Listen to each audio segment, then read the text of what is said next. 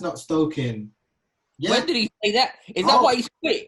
Is that why they haven't renewed his contract? I don't know, but he said the Black Lives Matter movement is like the Taliban. Now, when I am watching Piers Morgan, which is happening more often now these days, but when I'm watching him and I'm agreeing, and he's attacking Farage, and he's like, "What are you talking about?" And Farage, yeah, well, and then he was saying, because they were talking about the statue being toppled in Bristol, and Piers Morgan saying, "Well, when they toppled the statue in Iraq of Saddam Hussein, did you not celebrate?" And he was trying to say that was different, and etc. etc. And then he tried to sort of even say that, well, Colston, wherever the slavers guy's name was, he did some philanthropy. What has that got anything to do with the fact that he owned slaves? Do you know what I mean? So I want to get back to that in a second. Because Jeffrey Epstein was a philanthropist as well, but he was a pedo. Do you know what I mean? No, it's very true. We'll come back to that in a second.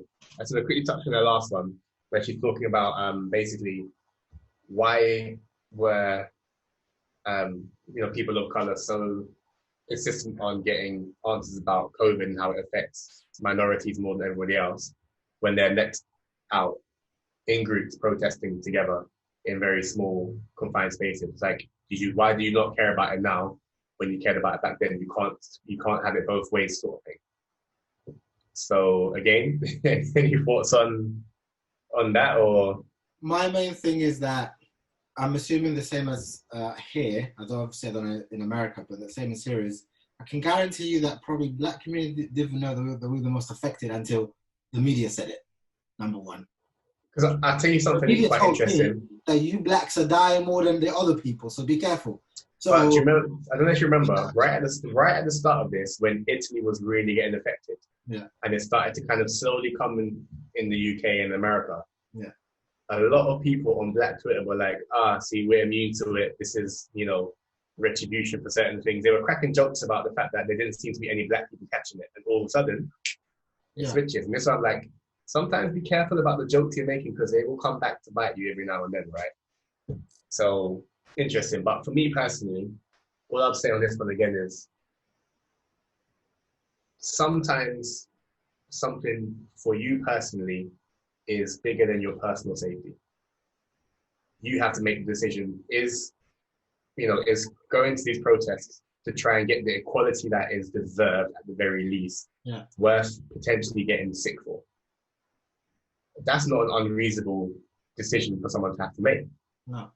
So whether or not you think they were worried about something before and they're not now, that's not for you to worry about at all whatsoever. That's not your concern. That's the concern of people that feel passionately about this subject. Personally, I've not gone to any of the protests because two of the people I live with are high-risk groups, and technically I'm a high-risk group myself. So I'm not going to put those people at risk in that situation. Yeah. But that's a decision that I have to make for myself, not for anybody else. Yeah. So she can basically, again, go fuck herself over that one. Like, no one's asking her to go out and protest for anything she doesn't feel comfortable with. So zip it, basically.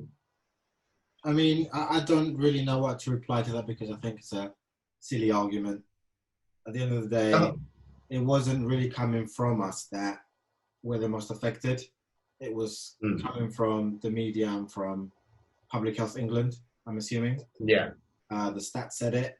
So if the stats are saying it, we do want to know the figures on it. Do you know what I mean? What's the percentage? So if you're telling us that we're the most affected, we want to see the figures. But at the same time, if there are a lot of people that feel like protesting is more important than their health, then you have to respect that. It is a noble sort of cause. I mean, I don't know. We've wasted too much time on it. So we can go past that now because we've answered her 3 questions, which basically all could have been answered with, it's none of your damn business, I'll just keep yourself to yourself. I like her though. I'm starting to try and use Twitter now, so I'm going to at her ass to the segment because might as well. Please do. I'll plan on doing the same way. But that goes on to actually what we're talking about with the statues on there, right? And I've had a few different conversations about this with different groups of people. And I found you been fairly interesting. So I'd say first, what do you think we should wait there. Wait, you're breaking up. Hold on, breaking up. Where do you stand on that? He's carrying on. He's off. Any better again? No. Wait there, bro. Hold on. No, still frozen. You're back. You're back. That seemed like a long question. I know, bro. I think it just fucked up because I stopped talking way before you guys were like, stop. So,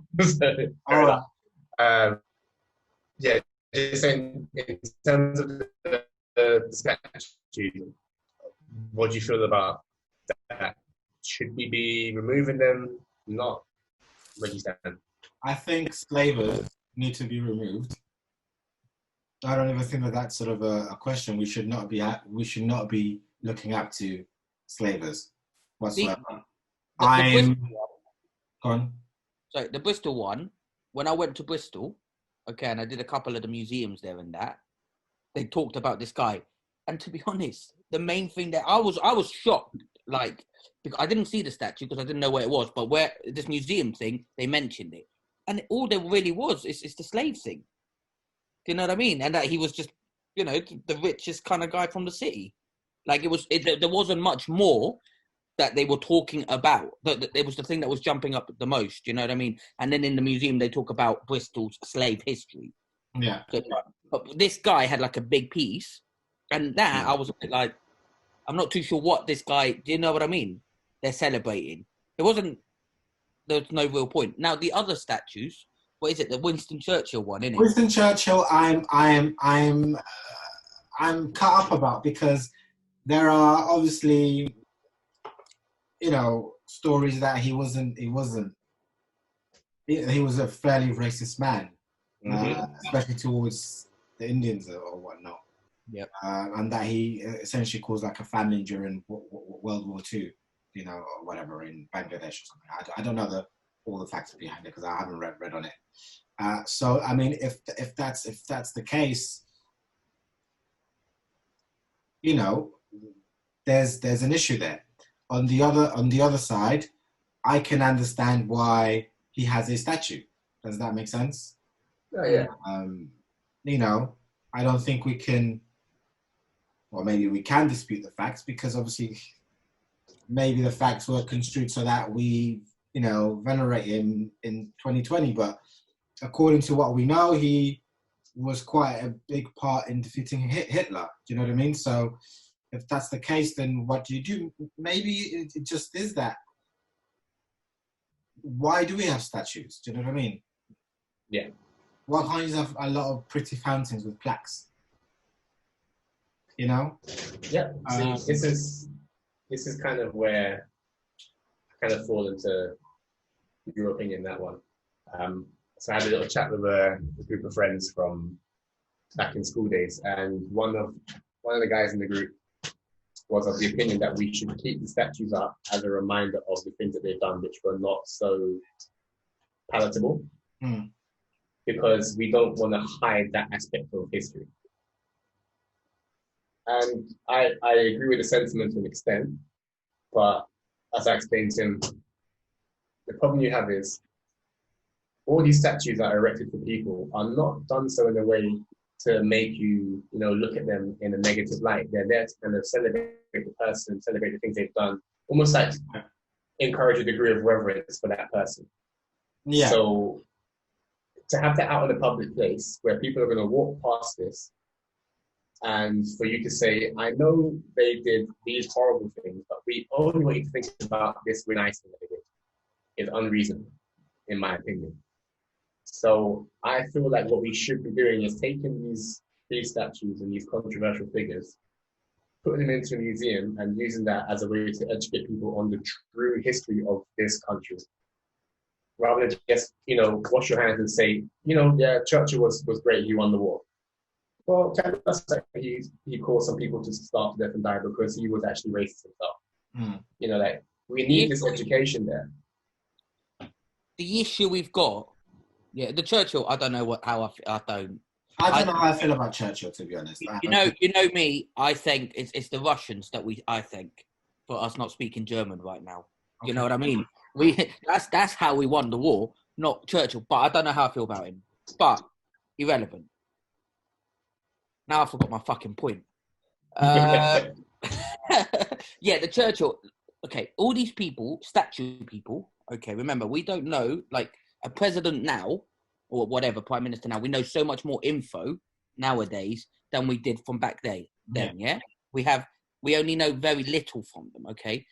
Me and you, Victor, have spoken about this, people of their time in the past, like Churchill was a man of his time. Yeah. The thing is, if we... He did have bad views. I don't want to defend that, but what I'm saying is loads of historical figures, okay, Gandhi. Gandhi was extremely racist, you know, towards black people. Yeah. Gandhi was. Do you understand? He had his period. You know, he spent a lot of years in Africa. He did, you know, and stuff. There's a lot of, but their good outweighed their bad. You know what I mean? And I'm not saying this for Churchill because I don't like I say this is not for Churchill. But what I'm saying is there's a lot of statues out there that I'm hearing that I think their good will outweigh their bad, and their bad is going to be mainly because they of the time that they were in. Yeah, I think so. If that makes sense, like they're not. Do you understand? Because I'm reading all these statues, and I don't want to. I'm not defending any of them because I've not read into it. But I've read is it the Scout leader has a statue, or sort of the Scout founder, or something like that. Now I always thought Scouts were for kids. Now somebody that's created something, unless he's a pedo or something, I thought he'd be a nice guy. Do you know what I mean? This is the thing where we can descend into farce, essentially.